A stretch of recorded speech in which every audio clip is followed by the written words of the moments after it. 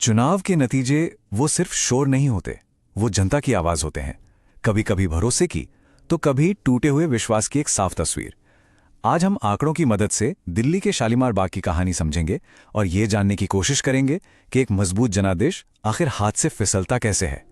तो ये है शालीमार बाग, दिल्ली का एक जाना माना इलाका, जो कभी एक पार्टी का किला माना जाता था। वहां हाल के चुनावों में पूरी की पूरी राजनीतिक जमीन ही खिसक गई। यहां के लोगों ने एक बहुत ही साफ संदेश दिया है, जिसे कोई भी नजरअंदाज नहीं कर सकता।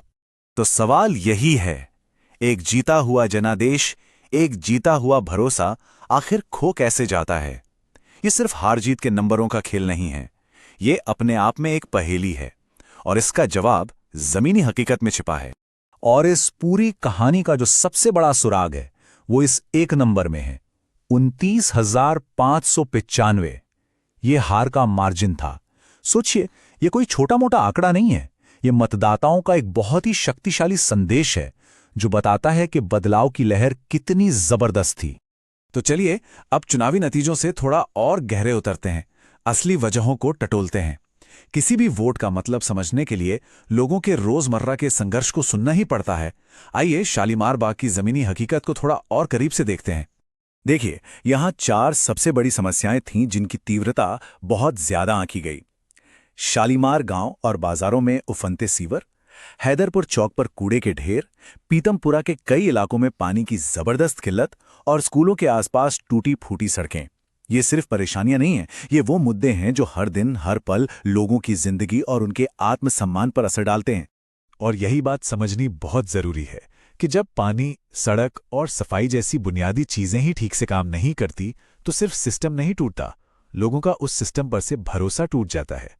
ये छोटी बातें नहीं है, असल में यही सब कुछ है। देखिए, लोकतंत्र की बुनियाद ही इस बात पर टिकी है कि हर इंसान की गरिमा का सम्मान हो। इसका मतलब है कि लोगों को अपनी बात कहने का, सुने जाने का और अपनी समस्याओं का समाधान पाने का हक है। जब लोगों को अनसुना किया जाता है, तो ये सिर्फ एक प्रशासनिक नाकामी नहीं होती, ये लोकतांत्रिक मूल्यों पर चोट होती है। तो ये तो थी जमीन की बातें, लोगों की शिकायतें। अब देखते हैं कि इस असंतोष ने, इस नाराजगी ने वोटों की शक्ल कैसे ली।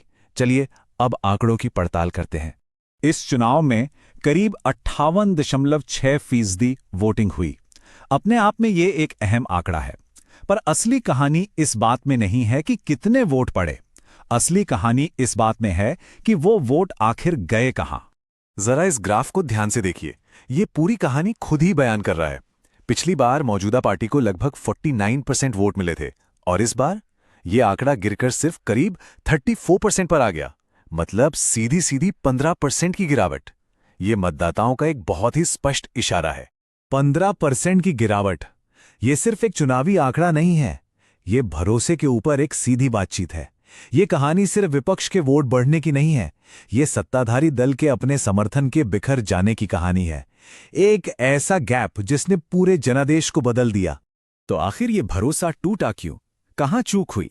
आइए अब इसकी गहराई में उतरते हैं और मौजूदा व्यवस्था की ताकतों और कमजोरियों दोनों का विश्लेषण करते हैं। इसे एक स्कोर कार्ड की तरह सोचिए। एक तरफ पार्टी की ताकत थी, जैसे कि उनके समर्पित वॉलंटियर्स, एक मजबूत नेटवर्क और ईमानदारी की एक ब्रांड इमेज।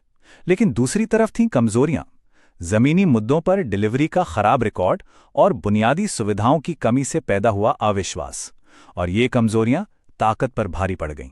राजनीति में और जिंदगी में भी भरोसे का एक बहुत सीधा सा गणित होता है। भरोसा मतलब काम करने की काबिलियत गुणा ईमानदारी। हो सकता है लोगों ने ईमानदारी पर सवाल न उठाया हो, लेकिन जब रोजमर्रा की जरूरतें पूरी करने की काबिलियत पर ही शक होने लगे, तो भरोसे का ये पूरा समीकरण ही ढह जाता है। तो जब जमीनी हकीकत ये है, तो सवाल उठता है कि यहां से आगे का रास्ता क्या है। इस चुनावी हार को सिर्फ एक हार की तरह नहीं, बल्कि एक डेटा की तरह देखना होगा। एक ऐसा डेटा जो पूरी व्यवस्था में सुधार की मांग कर रहा है। और यहीं पर काम आता है एक व्यवस्थित तरीका, एक गवर्नेंस का ब्लूप्रिंट। ये सिर्फ कोई अगली चुनावी रणनीति नहीं है, ये लोगों के साथ टूटे हुए रिश्ते को फिर से बनाने का एक सोचा समझा स्टेप बाय स्टेप प्लान है। इस रिकवरी प्लान को 90 दिनों के 3 हिस्सों में देख सकते हैं। पहले 30 दिन समस्या को समझना और टीम को तैयार करना। अगले 30 दिन जमीन पर काम शुरू करना और लोगों से सीधा संवाद बनाना। और आखिरी 30 दिन जो काम किया है उसका सबूत पेश करना और खोए हुए विश्वास को वापस वोटों में बदलना। और लोगों से बात करने का तरीका भी बिल्कुल साफ है। प्रोपेगेंडा नहीं, प्रूफ। मतलब काम से पहले और बाद की तस्वीरें दिखाइए, तथ्यों के आधार पर जानकारी दीजिए, लोगों के साथ सीधे सवाल जवाब के सेशन कीजिए और अफवाहों को रोकने के लिए एक फैक्ट चेकिंग टीम बनाइए। विश्वास पारदर्शिता से ही वापस आता है। इसी चीज को कहते हैं गवर्नेंस इंजीनियरिंग, एक ऐसा सिस्टम जो मेथड पर चलता है, डेटा पर आधारित है और जिसका केंद्र बिंदु सिर्फ और सिर्फ जनता है। ये रिएक्टिव पॉलिटिक्स से हटकर एक प्रोएक्टिव यानी समाधान देने वाले शासन की तरफ एक कदम है। हाँ, लेकिन इस डेटा आधारित अप्रोच में एक बात का ध्यान रखना बेहद जरूरी है। किसी भी नागरिक की प्राइवेसी और उसकी सहमति का सम्मान करना सिर्फ एक कानूनी मजबूरी नहीं है, ये असली विश्वास बनाने की पहली शर्त है। भारत का डेटा प्रोटेक्शन का ढांचा भी इसी भरोसे को मजबूत करने की बात करता है। तो चलिए अब इस पूरी चर्चा के आखिर में शालीमार बाग की कहानी से मिले उस बड़े सबक को समझते हैं जो हर नेता और हर क्षेत्र के लिए मायने रखता है। एक बात तो साफ है, अब राजनीति का मौसम बदल रहा है।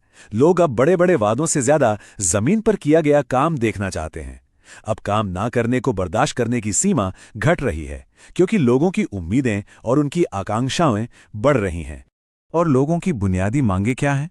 ऐसी नालियां जो जाम ना हो, नलों में साफ पानी, साफ सुथरी और सुरक्षित गलियां और सम्मान के साथ जीने का मौका। ये वो मांगे हैं जिन पर कोई समझौता नहीं हो सकता।